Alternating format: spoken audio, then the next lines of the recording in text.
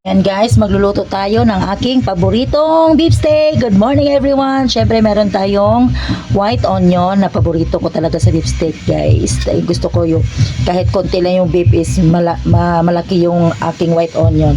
Ito guys, na-marinate ko na to kagabi. Itong beef. Tapos hiwain natin siya.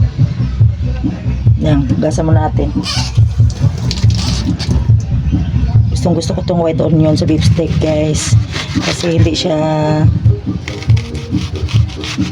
yan. Ang ingay kasi sa kapitbahay namin. Patugtog sila. Yan. Sarap tong white onion.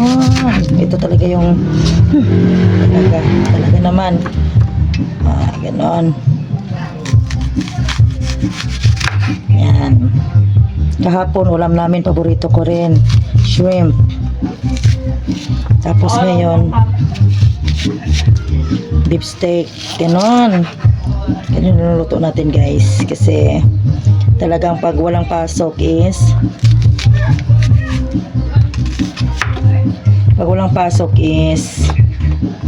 magluto tayo ng paborito nating ulam.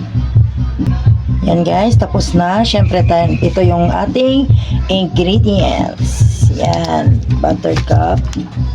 Yan, tsaka ating onion. Let's go, let's start cooking beef steak. Yummy, yummy, yummy. Syempre guys, papainitin natin yung ating kawali. Syempre guys, pag mainit na yung kawali is lagay na natin itong buttercup natin para iprito yung white onion. Ganun. Wait lang natin siyang matunaw. Yan guys, tunaw na yung ating masarap na buttercup. Then, lagay na natin tong white onion.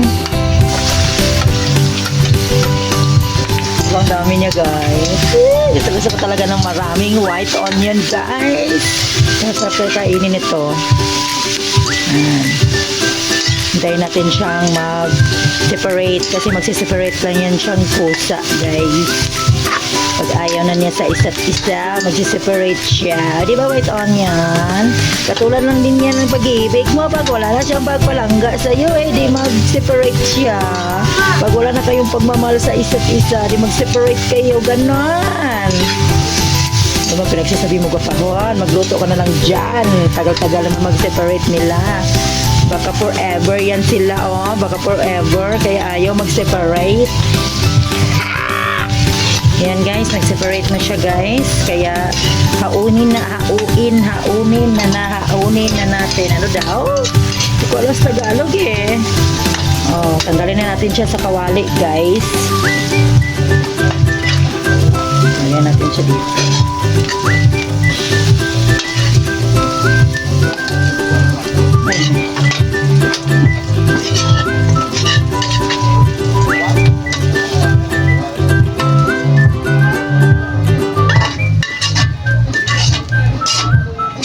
Yan, pag malinis na siya, syempre next natin magano tayo ipiprito natin yung beef. Pero tanggalin muna natin yung yung sarsa niya, yung sabaw niya ba, tanggalin. Yes guys, naglagay tayo ulit ng buttercup para sa ating beef na ipiprito. Tinanggalan ko muna siya ng pinagbabaran kagabi, guys. Kasi hindi siya pwedeng isabay kasi kailangan kailangan isa-isahin. Nagugas ako ng kamay, ha. Yan. Isahin yan siya, guys. Malinis siyang kamay ko. Ganon. Lumo to siya, guys. Lumo. Yung sa baka. Naan natin yung kawali. Naan natin yung apoy. Yan. So, isahin natin yan siya. Piprituhin yan siya. Lumo to siya, guys. Lumo sa karne ng baka. Kasi parang mas masarap to kasi puro laman. Yung iba kasi ang daming taba. Tapos parang may amoy na siya. Ay parang may amoy yung taba niya. Kaya mas maganda itong lomo. Yan. isa-isahin yan siya. Malinis yung kamay ko guys ha. Nagugas yan kahapon, kagabi. Joke, nagugas ako guys, syempre. Huwag tayo kasi tayo lang naman din nakakain ito. Ganon, isa-isa ko yan hanggang sa maliliit para yan, tapos na siya guys. At piprituhin na natin siya. Wait lang natin. Yan, nagtubig na siya. Yan natin. Kabaliktarin natin siya guys. Kabaliktarin natin yan siya. Hanggang sa mag-dry. Madali lang to siya guys kasi bata pa naman yung baka na nito.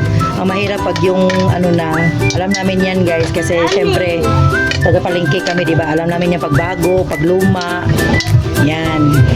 Isa na ako sa mga arte dyan. Tsaka hindi naman sila magbibigay sa amin ng, lalo na ako, hindi sila magbibigay ng yung luma na karne kasi alam nila na hindi ako kumakain ng ganon. Kaya pag sinasabi nila yan, karabaw ba yan o di ba minsan may nagganon na nagtitinda sa palengke. Kaya sinasabi nila pag yung parang luma na siya, tsaka pag baka ba, pure baka ba siya. Wait lang natin siya guys, matuyo konti. Yan guys. Di ba? Paborito ko talaga to guys. Saka shrimp guys. Yan talaga yung dalawang paborito ko. Ginoo ko Lord. Tsaka munggo. Ganon.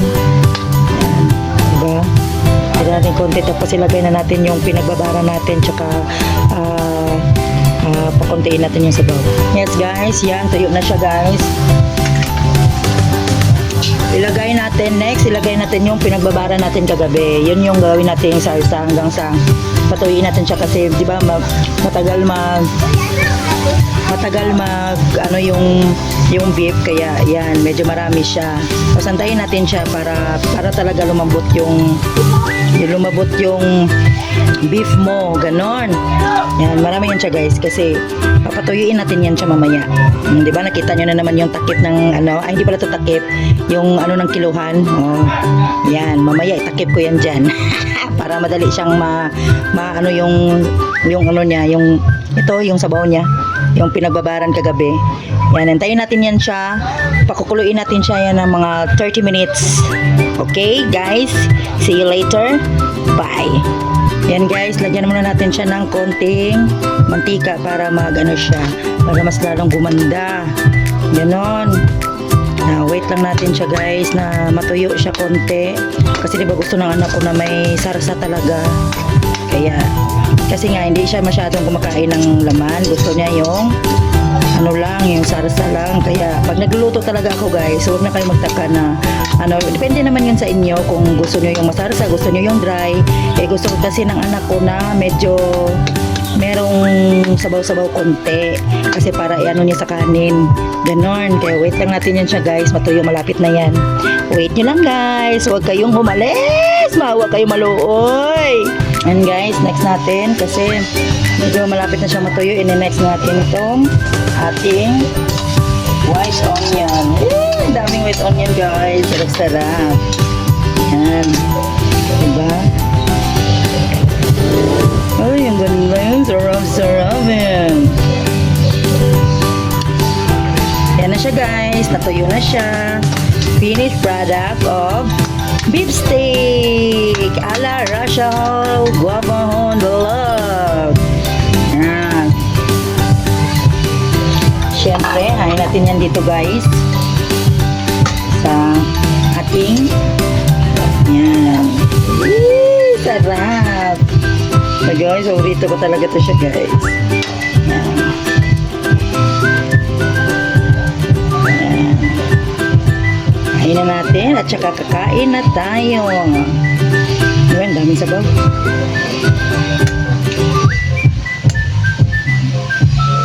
Tuyo na siya.